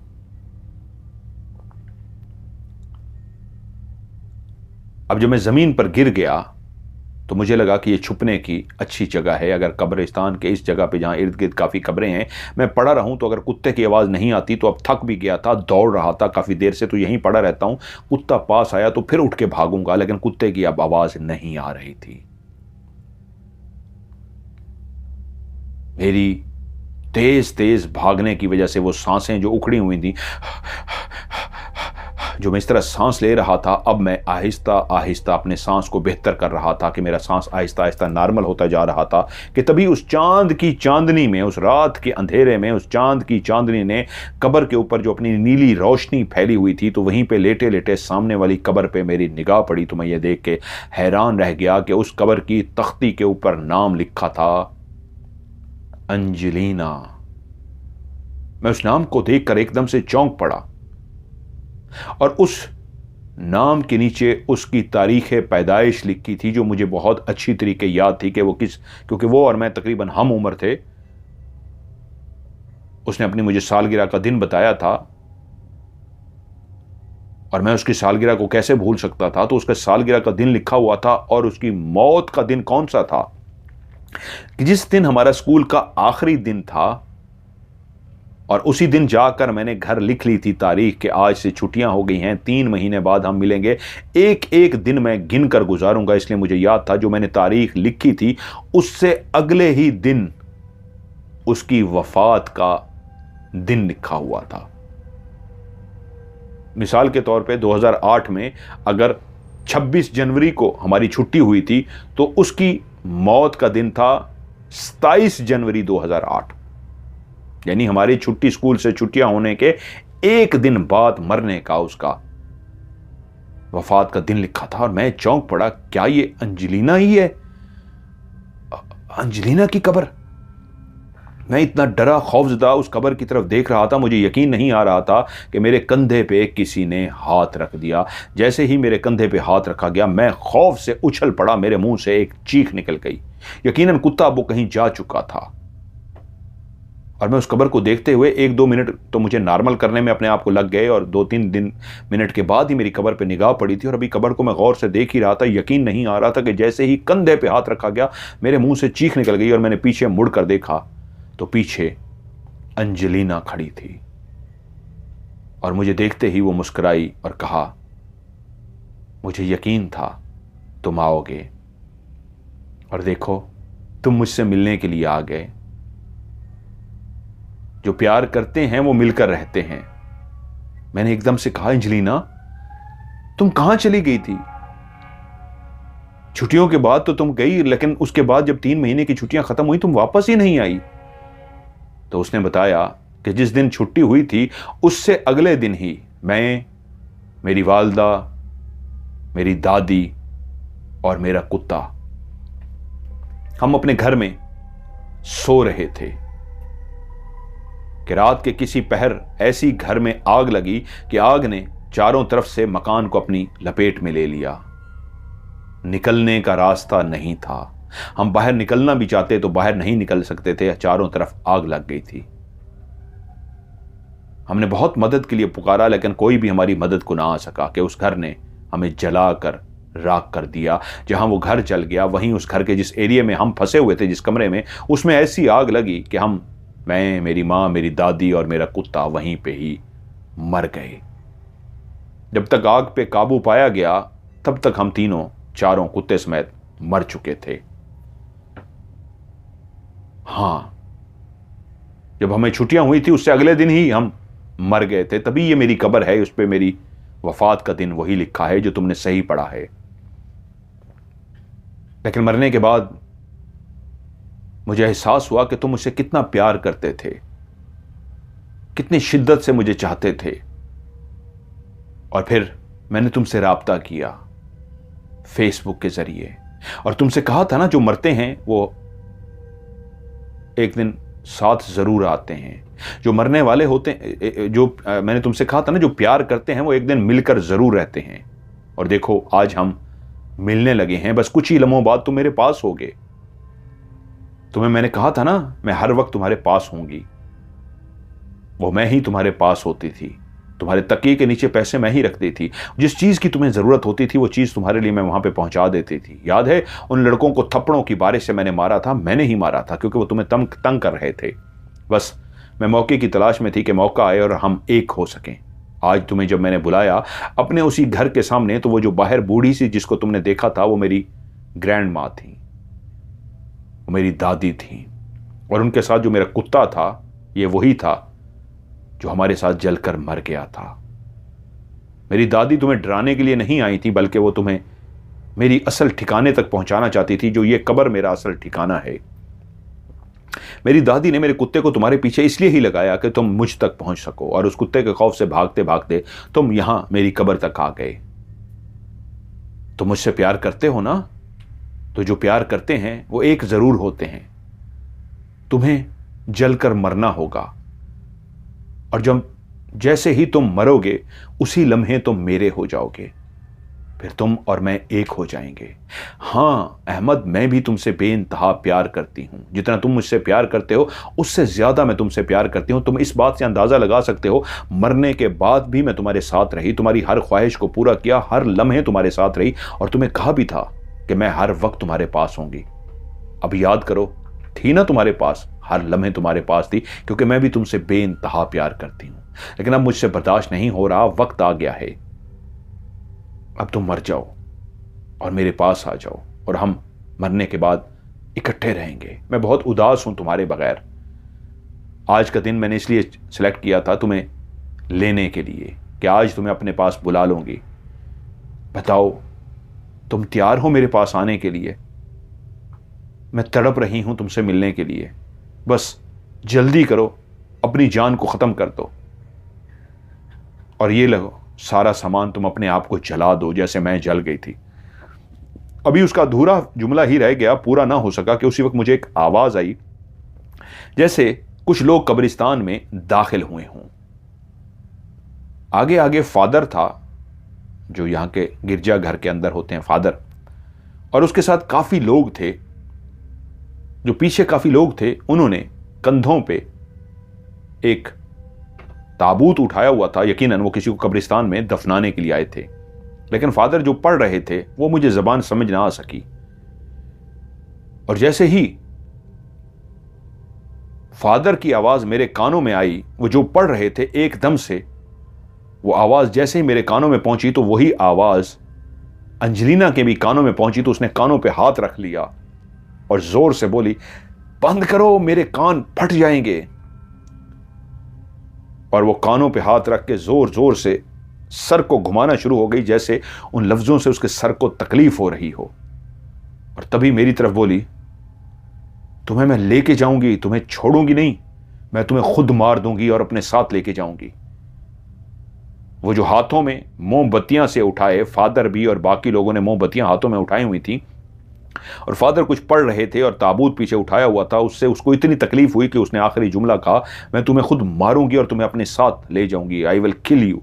और उसी वक्त ही उसने अपने कानों से हाथ हटाया और आंखों के सामने ही गायब हो गई। अभी तक मैं उनको दूर से देख सका था और अब वो काफी मेरे करीब आ चुके थे। उनकी आवाज पहले दूर से आ रही थी और तभी उसने अपने कानों पे हाथ रख लिया था। जूं जूं वो करीब आते गए तो उसका दिमाग भी फटना शुरू हो गया। कानों पे उसने जो हाथ रखे हुए थे वो लफ्ज उसको तकलीफ इसलिए दे रहे थे कि अब वो करीब आते जा रहे थे, इसलिए वो चली गई थी। लेकिन जब वो करीब पहुंचे तो मैंने मंजर देख के और हैरान हो गया। फादर और उसके साथ और जितने भी लोग थे वो चल नहीं रहे थे, ऐसे लगता था उनके पांव नहीं हैं, वो हवा में उड़ रहे थे। चलने से टांगें आगे पीछे हिलती हैं, उन सब की टांगें साकित थीं, रुकी हुई थीं, और शायद वो उड़ते हुए आ रहे थे। बहुत ऊंचा नहीं, काफी नीचे वो उड़ते हुए आ रहे थे, क्योंकि किसी की टांगें नहीं हिल रही थी। ताबूत उठाए हुए और फादर पढ़ते हुए इसी तरह आए कि बिल्कुल करीब ही एक जगह पे आके उन्होंने ताबूत को नीचे रख दिया। और उनमें से एक जो काला स्याह सबसे लंबे कद का था, उसके हाथ इतने बड़े थे कि मैं उसके हाथों को देख के चौंक गया। इतने हाथ तो इंसान के हो ही नहीं सकते। और तब वो जब मेरे सामने जमीन पर झुका, क्योंकि मैं अभी तक एक अजीब सी कैफियत में खड़ा था, उसके मैंने झुके हुए देखा उस लंबे हाथों वालों को। मुझे उसके कद का अंदाजा नहीं था कि उसी लम्हे वो कब्र खोदने के लिए उठकर खड़ा हुआ तो उसका कद कोई 10 से 12 फुट 14 फुट लंबा था। क्योंकि अभी भी वो सीधा नहीं खड़ा था, बल्कि हल्का सा झुका हुआ था, जिससे मुझे अंदाजा हुआ कि यह 12 फुट है, 14 फुट है, इतना लंबा। लेकिन उसके हाथ जैसे एक बेलचा होता है, बेलचे से भी बड़े बड़े उसके हाथ थे।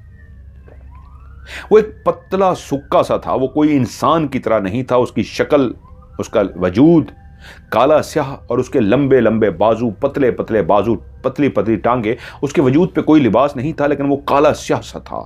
और उसने दोनों हाथों को जैसे ही जमीन पे मारा तो उसने इस तरह जमीन को खोद दिया जैसे कोई किसी बेलचे से जमीन को खोदता है। किसी के हाथ में बहुत बड़ा बेलचा हो और वो बेलचे से जमीन की मिट्टी को उठा के बाहर फेंके, तो उसने अपने हाथों का इस्तेमाल किया। इतने बड़े बड़े हाथ के उसने पहली दफा जो मिट्टी उठा के साइड पे फेंकी, अच्छा खासा गड्ढा बन गया। और तकरीबन उसने 3 से 4 दफा ही मिट्टी निकाली है। उसके हाथ इतने बड़े थे कि पूरी उसने कब्र खोद दी है। बाकियों के कद नॉर्मल थे, फादर का कद नॉर्मल था। चलते हुए नहीं आए थे, उड़ते हुए आए थे। लेकिन वो जो था वो 12 फुट 14 फुट ऊंचा था। अंदाजा इसलिए नहीं, वो झुका हुआ था। और उसने जब अपने बड़े बड़े हाथ, यानी अगर उसके हाथों का भी अंदाजा लगाया जाए तो हो सकता है कि वो हाथ 3 फुट 4 फुट लंबे हों, कि उनने उस 4 फुट लंबे हाथों से कब्र को खोदा। तो 3-4 दफा ही हाथ मारने से कब्र खुद गई। और जैसे ही उसने कब्र खोद ली तो अपने हाथ आगे बढ़ाने लगा उस मैयत की तरफ जिसको ताबूत में रखा गया था। यकीनन उसके अंदर कोई मैयत होगी। तो उसकी निगाह मेरे ऊपर पड़ी, और जैसे ही उसकी निगाह मेरे ऊपर पड़ी तो एकदम से चौंक गया। उसकी आंखों की जगह खाली थी। जैसे कार्टून में पिंक पैंथर को दिखाया जाता था, इससे मिलता जुलता पतला सा वो ऐसा ही लंबा काला स्याह सा था। उसकी आंखें खाली सी थी और उसने मेरी तरफ देखा। मेरे पूरे वजूद के अंदर एक कपकपाहट थी। अभी उससे पहले मैंने एंजेलिना को देखा था, और अभी तक ये जो वाकया था मेरी तो समझ से बाहर था, ये क्या हो रहा है। कि उसने मुझे देखते ही कहा, तुम अभी तक यहीं खड़े हो, घर नहीं गए हो? जाओ, तुम्हारे घर वाले तुम्हारा इंतजार कर रहे होंगे। ये उसके इंग्लिश में बोले गए फिक्रे थे जो मेरे कानों ने सुने, कि तुम अभी तक यहीं खड़े हो, जाओ, तुम्हारे घर वाले तुम्हारा इंतजार कर रहे हैं। जैसे उसने कहा तो एकदम से जैसे मैं होश में आ गया। मैं वहां से चल पड़ा। अब उस कब्रिस्तान के रास्ते से मैं वापस आ रहा था जहाँ कुछ देर पहले अंजलिना थी, और उससे पीछे मुझे वो कुत्ता भगाते हुए यहाँ पे लेके आया था। और अंजलिना ने ही बताया था कि मेरी दादी नहीं जान के वो कुत्ता तुम्हारे पीछे लगाया है ताकि तुम्हें यहां तक पहुंचाया जा सके। मैं कब्रिस्तान से चलता चलता बाहर आ गया, लेकिन मुझे बेइंतहा खौफ महसूस हो रहा था कि अंजलिना फिर से मेरे पीछे आ सकती है, मेरे सामने आ सकती है। वो कह के गई थी कि उसके कान फट रहे थे उस आवाज़ से, इसलिए वो गायब हो गई थी, लेकिन अभी तो वो सामने आ सकती थी। लेकिन उसी लम्हे मुझे महसूस हुआ मैं अकेला नहीं हूं, मेरे साथ कोई चल रहा है। मैंने पीछे मुड़कर देखा, पीछे कोई भी नहीं था। अभी मैं कब्रिस्तान के अंदर ही था, चलता हुआ जा रहा था, लेकिन क्लियर एक आवाज़ आ रही थी, कोई पीछे भी चल रहा है। चलते चलते मैं कब्रिस्तान से बाहर आ गया, लेकिन चलने की आवाज़ फिर भी आती रही। मैं मुड़ के पीछे देखता, कोई नहीं था। मेरे दिल की धड़कन तेज थी। मैंने कुरान की आयत पढ़ना शुरू कर दी। मेरे वालिदैन ने मुझे आयतल कुर्सी याद कराई हुई थी। मैंने आयतल कुर्सी पढ़नी शुरू कर दी, और आयतल कुर्सी पढ़ने से वो जो भी बुरी अच्छी चीज़ उसको चले जाना चाहिए था, लेकिन वो मौजूद रही, क्योंकि मैं जूं जूं घर की तरफ जा रहा था आयतल कुर्सी का विर्द करते हुए, तो पीछे चलने की आवाज़ मुसलसल आ रही थी। चलते चलते चलते आखिरकार मैं घर के करीब पहुंच गया, और जैसे ही मैं घर के उस दरवाजे पे पहुंचा, पीछे वाले डोर से जहां से मैं बाहर निकला था, उस लम्हे मुझे पीछे से चलने की आवाज़ बंद हो गई। वरना क्लियर मेरे पीछे कदमों की आवाज़ ऐसे आती थी जैसे कोई क्लियर चलता हुआ आ रहा हो, और मैं आयतुल कुर्सी का विर्द करता, पीछे मुड़कर देखता, पीछे कोई नहीं था होता था, और मैं आगे बढ़ता रहा। जब मैं घर के अंदर दाखिल हुआ तो देखा मेरे दोनों वालिदैन जाग रहे हैं। मैं जैसे ही उनके सामने गया तो उनको बेइंतहा परेशान देखा। मैंने उनसे पूछा क्या हुआ है। शायद उनको अभी तक पता नहीं चल सका था कि मैं बाहर गया हूं और बाहर से अंदर वापस अभी घर में दाखिल हुआ हूं। वो शायद अपने कमरों से अभी बाहर निकले थे, और मुझे इस तरह देख के वो भी चौंक पड़े कि तुम भी जाग गए। मैंने कहा हाँ क्या हुआ है। मैं डरा हुआ था, परेशान था। तो बोले तुम्हारे दादा अल्लाह को प्यारे हो गए हैं, अभी थोड़ी देर पहले फोन आया है। फोन तो वो काफी देर से कर रहे थे, लेकिन हम सोए हुए थे, हमें पता नहीं चला। घंटी बंद होने की वजह से वो आज रात को ही फौत हो गए हैं। उस वजह से वो जागे थे। जब वो दादा अबू के मरने की खबर सुन के उनको पता चला और वो जागे, तो उसी लम्हे एक जुमला मेरे कानों में गूंजा, जो मैं कब्रिस्तान के उस लम्हे जब मुझे उसने कहा था आखिरी दफा उस काले से जिसने बड़े बड़े हाथों से कब्र को खोदा, तो उसने कहा था तुम अभी तक यहीं खड़े हो, तुम गए नहीं हो, जाओ तुम्हारे घर वाले इंतजार कर रहे होंगे। और जैसे ही मैं मुड़ने लगा था तो वो आखिरी जुमला भी मुझे याद आ गया। जैसे मैं होश में आ गया हूं, उसका आखिरी जुमला था, इसके दादा ने पैगाम भिजवाया है, इसको घर खैरियत से छोड़ कर आना है, जाओ इसको घर तक खैरियत से छोड़ कर आओ, और ऐसा बंदोबस्त कर दो कि दोबारा इसको कोई नुकसान ना पहुंचा सके। मैं ये जुमला कैसे भूल गया हूं, ये तो मैंने क्लियर सुना था। मेरे दादा रूहानियत में अबूर रखते थे, एक रूहानी शख्सियत थे, पीर फकीर नहीं थे, लेकिन इबादत, नमाजें और रूहानियत वज़ाइफ बहुत ज़्यादा करते थे। और उसी रात ही उनका ना सिर्फ इंतकाल हुआ था, बल्कि मरने से पहले या मरने के बाद, ये खुदा जानता है उन्होंने क्या पैगाम भिजवाया था कि वहीं पे मौजूद वो उड़ने वाले लोग, जिसमें फादर भी था और बाकी लोग भी उड़ते हुए आए थे, और वो जो जिन था, कौन था, काला सा बड़ा सा, जिसने मुझे कहा था जाओ, और ये भी कहा था कि इसको घर हिफाजत तक छोड़ कर आओ। फिर मुझे याद आया, मैं मुड़ मुड़ कर देखता था, पीछे कोई नहीं होता था, लेकिन कोई चलता हुआ भी आया था। मैं कैसे भूल गया कि उन्होंने तो कहा इसको घर तक छोड़ कर आओ। इसका मतलब है मेरे दादा जान गए थे मैं किसी मुसीबत में फंसने वाला हूं, और अगर वो लोग वहां पहुंचे थे तो क्या मैं इसको ये समझूं मेरे दादा ने ही उनको भेजा है, या वो किसको दफनाने आए थे। मेरे दादा तो वहां मरे थे, तो उनके पास ताबूत किसका था, मेरे दादा का? नहीं, वो तो वहां थे।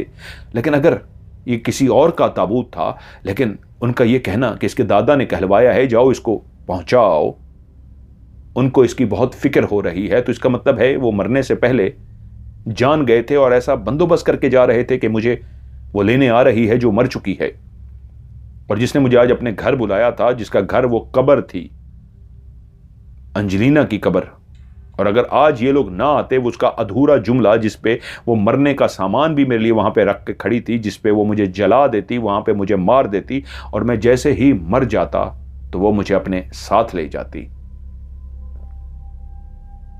वो जुमला अधूरा रह गया था क्योंकि वो लोग आ गए थे और फादर कुछ ऊंचा ऊंचा पढ़ते हुए आ रहे थे, इसलिए उसके कानों में तकलीफ हुई थी और उसने कानों पे हाथ रख लिया था। और मैं जब उस रात घर पहुंच गया तो मैंने खुदा का शुक्र अदा किया। लेकिन आप सोच सकते हैं मेरी हालत क्या होगी। सबसे पहले मुझे टेंशन ये थी, अंजेलिना जिससे मैं प्यार करता था, ये उसने मुझे क्या किया मेरे साथ। मैंने फौरी तौर पे अपने लैपटॉप को खोला और जब लैपटॉप पे अंजेलिना एंजल के नाम से जो आईडी बनी थी उस आईडी को देखा तो वहां पे कोई भी आईडी नहीं थी। मेरी उसके साथ चैटिंग हुई थी, मेरे उसके साथ मैसेज वहां पे मौजूद थे, वहां पे कोई भी मैसेज नहीं था, जैसे किसी ने सब कुछ डिलीट कर दिया हो। तमाम दोस्त वहां पे मौजूद थे सिवाय अंजेलिना की आईडी के, और अंजेलिना के वो तमाम मैसेज जो हम दोनों ने किए थे वो वहां पे कुछ भी नहीं था। मैं कितने दिन आयतुल कुर्सी का विर्द करता रहा, मैं कितने दिन खौफजदा रहा, आप सोच सकते हैं। मैं काफ़ी अरसा लगा मुझे नॉर्मल होने में।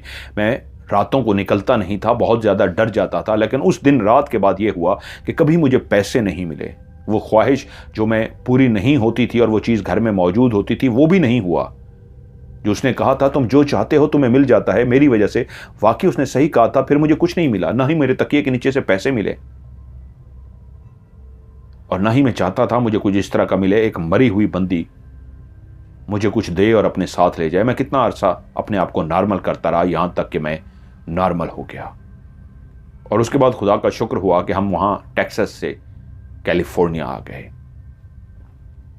जब अहमद यहां तक अपनी कहानी सुना चुका तो हम सारे दोस्त जो उसकी कहानी को सुनने में ऐसे महव थे, ऐसे खौफजदा हो चुके थे कि उससे बोले ये तो बहुत भयानक कहानी थी। तो वो बोला मैं नहीं जानता मेरे साथ क्या हुआ, वो ख्वाब था, वो डर था, वो खौफ था, क्या हुआ, लेकिन मुझे सब कुछ ऐसे याद है जैसे ये कल की बात हो। और ये बात उसने क्यों सुनाई थी कि मज़र सर आपकी कहानियों का जिक्र हुआ था, आपके राज प्रोग्राम का जिक्र हुआ था, जिन्नात का जिक्र हुआ था। और कहानियों का हम जिक्र करते करते जब उसको बताने लगे अहमद को, जो वहीं हमारे साथ बैठा था, कि अहमद तुम नहीं जानते मज़र सर का MMTV देखो, वहाँ उनकी कहानियाँ सुनो, वो कहानी ऐसे ये कैसे। तो वहीं पे उसने कहा फिर आज मैं भी तुम्हें कहानी सुनाता हूँ। और उसने अपनी ये सच्ची कहानी हमारे साथ शेयर की। और मैंने उससे पूछा अगर तुम इजाज़त दो तो क्या मैं ये कहानी भेज दूँ उनको, वो सुना दें। तो उसने इजाज़त भी दे दी कि हाँ ठीक है, आप मदर सर को ये कहानी भेज दें, वो ऑफ कैमरा स्टोरी में सुना सकते हैं। तो उसकी इजाज़त से कि नाम भी आप रियल बताइए उसका अहमद, और एंजेलिना का नाम भी रियल बताइए, आप सुना दीजिए। और हम तमाम दोस्त जो आपकी कहानी बहुत शौक से सुनते हैं उस वक्त कांप उठे थे, जिसमें मैं फिर से उनके नाम पढ़ देता हूँ। सईद खान, अहमद, फैसल, शहजाद, आमिर, हाजी महमूद, अकबर खान, मोहम्मद, सुलेमान। आप सब दोस्तों का बहुत बहुत शुक्रिया कि आप शौक से जब भी मौका मिलता है इसी टॉपिक को डिस्कस करते हैं और एक एक कहानी को पसंद करते हैं, लाइक करते हैं। बाकी तमाम सुनने वालों को ये कहानी कैसे लगी आपने नीचे कमेंट्स में ज़रूर बताना है, वीडियो को लाइक करना है, दोस्तों के साथ शेयर ज़रूर करना है।